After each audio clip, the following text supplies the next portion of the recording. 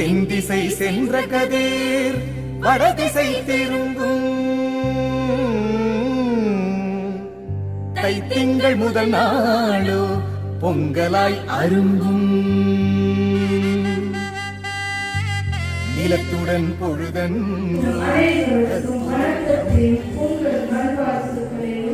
கூடிக்கொண்டு பொங்கல் திருநாள் பற்றி சிறு கவிதை ஒன்று கூற வந்துள்ளேன்.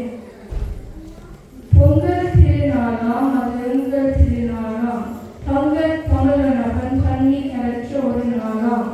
விண்ணை முழுதாய் நம்பி கண்ணான காலைகள் பூட்டி மண்ணை சதுமாய் செலுத்தி வேலை பாராது உழைத்து வியர்வை ஆராய் காய்ந்து நெல்மணி மழையாக குவித்து உழவன் காணும் வெற்றி விழா தைப்பொங்கல் பெருவிழா. உழவரின் பூரணா மாட்டினை போற்றிட உண்டு கழித்திட உழவோடு மகிழ்ந்திட பொங்கல் திருநாளாம் அது எங்கள் திருநாளாம்.